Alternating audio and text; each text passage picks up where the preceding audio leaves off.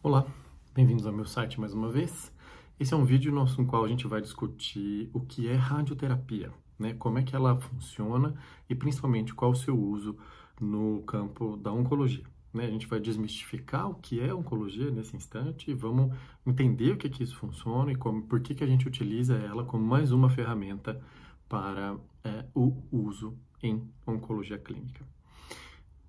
Meu nome é Manuel Carlos, eu sou oncologista clínico, bem-vindos ao meu site. Bom, a gente vai entender o que são os princípios gerais de radioterapia nesse momento. A gente vai fazer uma viagem sobre o que é o entendimento humano sobre a matéria, né? Como é que a gente chegou nisso, o conceito real de radioatividade e o uso da radioatividade na nossa prática oncológica diária. É uma viagem bastante interessante, convido vocês para essa jornada. Entendimento humano sobre a matéria é uma questão que nos fazemos há muitos anos, né? Eu trouxe aqui o Demócrito, um filósofo grego pré-socrático, não tão conhecido assim, né? Porque ele era, digamos, o primeiro dos materialistas nesse sentido, e ele cunhou a ideia de que o átomo é aquela parte indivisível, única, comum a todos os indivíduos, que é capaz de formar os organismos vivos. Essa ideia conceitual filosófica é daquela unidade indivisível, é daquela unidade nas quais todos os indivíduos são compostos por combinações parecidas dela. Essa ideia perdurou durante todo o século e ainda hoje a gente procura qual é essa unidade final. Talvez agora na década de 10 dos anos 2000, a gente encontrou o bóson de Higgs, que talvez seja essa unidade funcional indivisível, pelo menos até o nosso conhecimento de hoje. Mas essa história é bastante interessante. Até o século XVIII, aqui com John Dalton, a gente tinha essa ideia socrática, pré-socrática, grega, do que é a matéria, desse pedaço indivisível de matéria. E a gente começou a estudar isso, né? John Dalton foi o primeiro deles, que é nosso entendimento da civilização ocidental hoje começa aí. E ele cunhou a ideia do átomo como uma unidade circunferencial, como se fosse uma bola de bilhar mesmo. A gente chama isso em ciência da forma de bola de bilhar do átomo, né? Ele cunhou isso entre 1766 e 1844.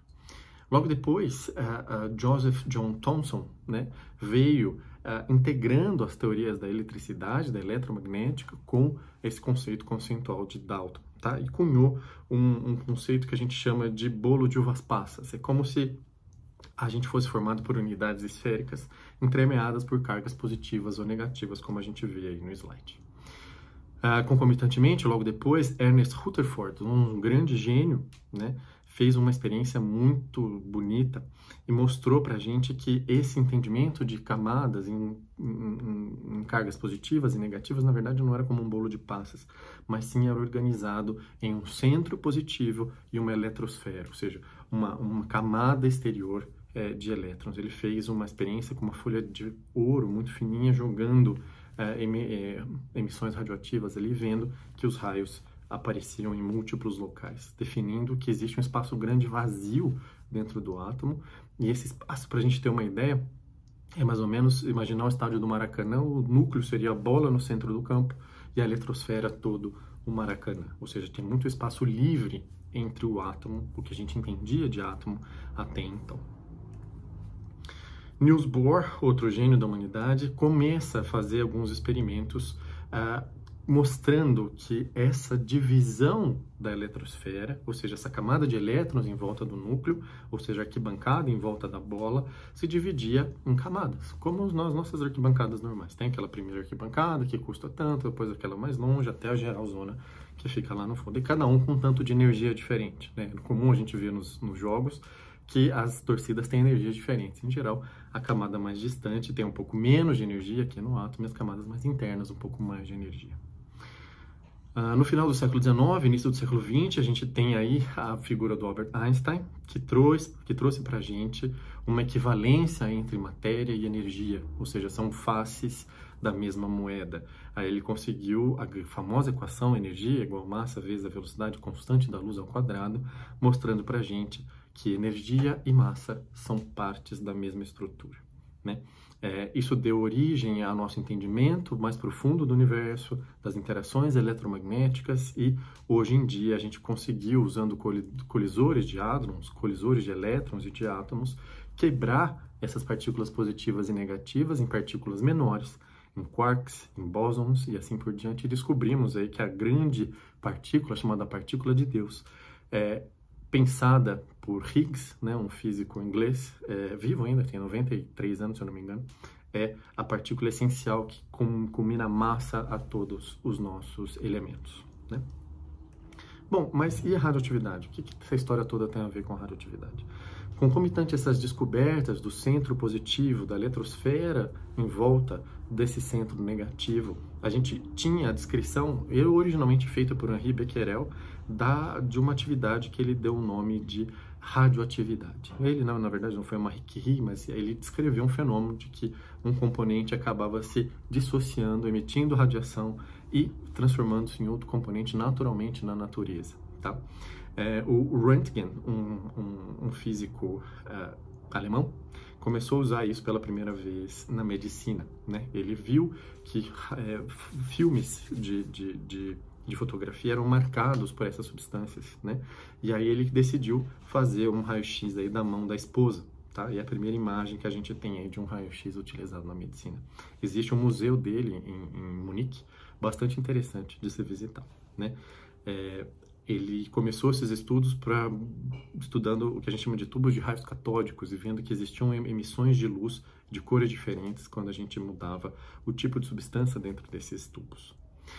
E por fim, nossa grande estrela, Marie Curie, ganhadora aí de 2 prêmios Nobel em 2 áreas diferentes da ciência, um feito inédito até hoje, conseguiu isolar uma substância, fazendo diluições e mais diluições sobre uma substância particular à época, e conseguiu provar que aquela substância que ela isolou conseguia se transformar em outra sem nenhum outro tipo de estímulo, né? E isso culminava naquele primeiro elemento que ela conseguiu isolar, que era igual a um outro elemento que sobrava mais a radiação que eles conseguiam perceber nesses filmes de fotografia, né?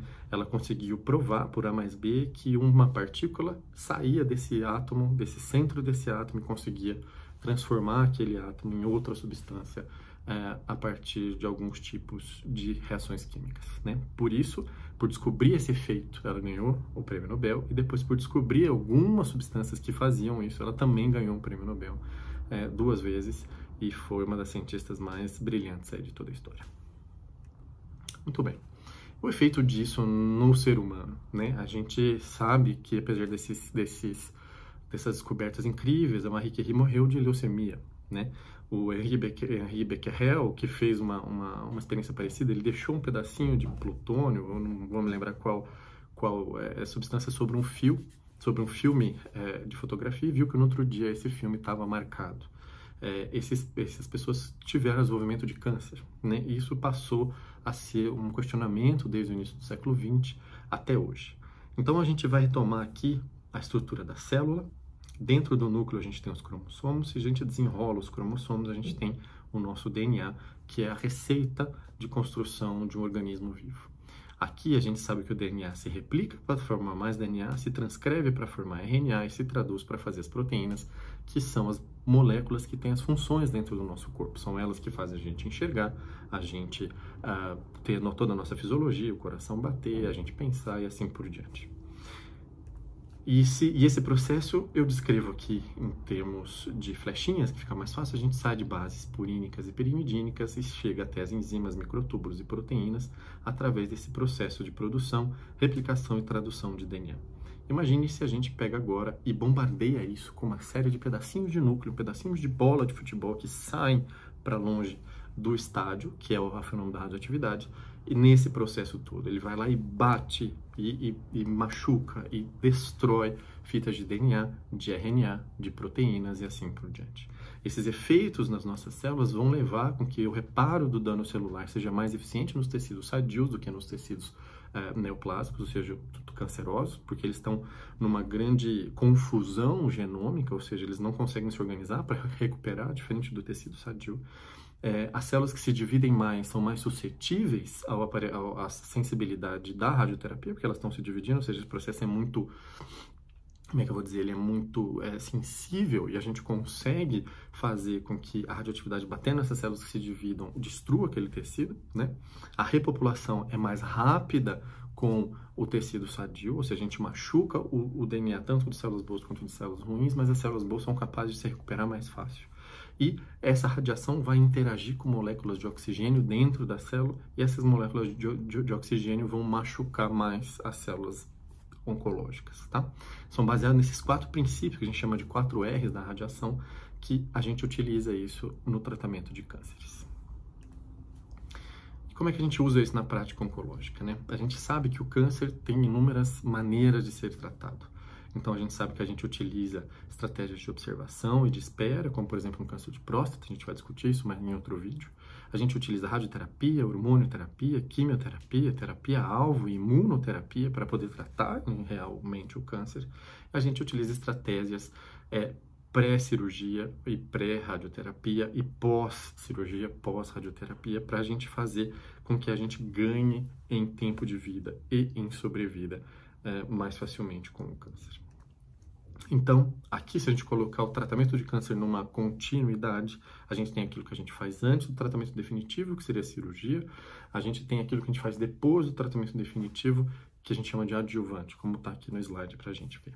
E a radioterapia é uma ferramenta que a gente pode utilizar nos 3 cenários, tanto antes de uma cirurgia, como sendo o tratamento realmente definitivo, como as radiocirurgias cerebrais, por exemplo, e aquele tratamento adjuvante. A gente faz uma cirurgia e depois faz uma radioterapia para ajudar no campo cirúrgico, como a gente faz hoje nos tratamentos de câncer de mama, por exemplo, né? A gente sabe que para tratar um câncer de mama, a gente precisa fazer químio, a gente precisa fazer cirurgia, a gente precisa fazer rádio, a gente precisa fazer hormônio.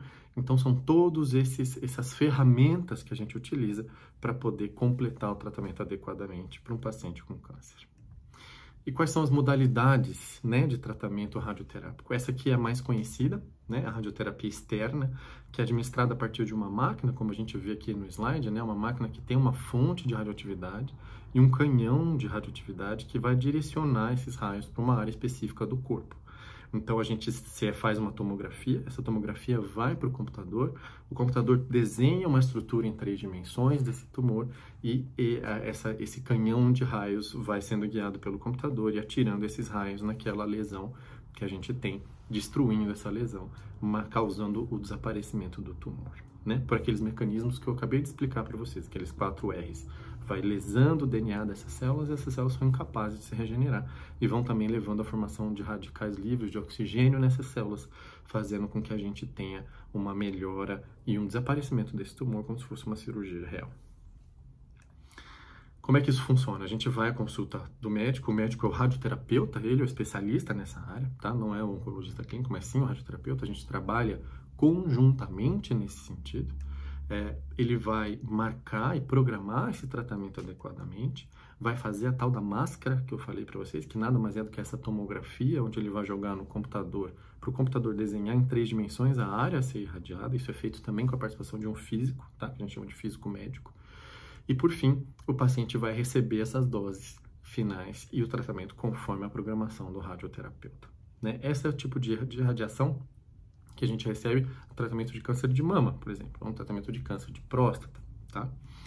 O segundo modelo que a gente costuma utilizar é a radioterapia interna, que a gente chama, né? Como é que isso funciona? A gente passa em consulta, tá? E aí o próprio anestesista, o cirurgião, coloca algumas sementes de radioatividade dentro do tumor, tá? E essa radiação vai sendo eliminada aos pouquinhos, já com essas peças introduzidas lá dentro do tecido. Isso é feito cirurgicamente, obviamente, com anestesia, tá?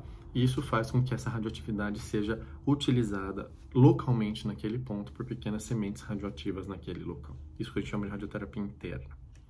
Mas existe mais uma modalidade de radioterapia, hoje cada vez mais amplamente utilizada. Isso aqui é muito comum em câncer de próstata, tá? Que a gente marca algumas moléculas com outros átomos radioativos. Então, por exemplo, a gente sabe que as moléculas de câncer de próstata produzem PSA, que é um marcador dessa doença. Então, a gente faz uma substância que é um PSA mimético, ou seja, que vai procurar aquela célula do câncer de próstata ou as células da próstata e gruda nela uma molécula radioativa, por exemplo, o rádio-223. Isso é uma substância, isso é um líquido, e a gente injeta esse líquido no sangue do paciente, e essas moléculas vão como se fosse um míssil teleguiado, pumba, acertar justamente aquelas células tumorais que estão espalhadas pelo corpo todo. Né? Aqui a gente tem o exemplo do rádio-223, que consegue fazer, olha só, o rádio-223 emitindo uma partícula de radioatividade, ou seja, saindo um pedaço do núcleo do rádio para fora, como se fosse um tiro de canhão mesmo. E isso vai lesionar o DNA das células neoplásicas, ou seja, as células do câncer, que não conseguem se reparar e acabam levando à morte tumoral. Isso é muito legal, é como se a gente tivesse colocado dentro do corpo do paciente mini nano, a gente chama mísseis teleguiados moleculares que vão lá e conseguem destruir a célula do tumor. Um outro exemplo que a gente tem utilizado cada vez mais é o lutécio octreotato. Tá? O lutécio também é uma substância radioativa e a gente consegue também utilizar isso para pacientes com câncer de próstata. Olha só, o PSMA também é uma substância produzida pelo câncer de próstata, né? É um marcador de câncer de próstata, na verdade, e aqui a gente vê vários pontos de um tumor em um paciente que estava com o tumor já espalhado. Né? O FDG é um outro tipo de marcador dessas células, ou seja, a gente vê aqui que o FDG e o PSMA são muito equivalentes no paciente com câncer de próstata, e depois do tratamento com o lutécio, a gente consegue ver um pouquinho de PSA também e o FDG negativo. Né? A gente conseguiu teleguiar essas moléculas de lutécio 177 octreotato para destruir especificamente células de tumor de próstata nesse indivíduo aí, nesse estudo. Isso é muito interessante, isso está no limite entre o que é de mais avançado hoje no tratamento de câncer de próstata e na medicina nuclear, né? Quem faz esse planejamento é um médico nuclear junto com um oncologista, e a gente está conseguindo agregar mais essa ferramenta para o tratamento do câncer de uma forma geral. Espero que vocês tenham gostado, viu? Um grande abraço e até a próxima.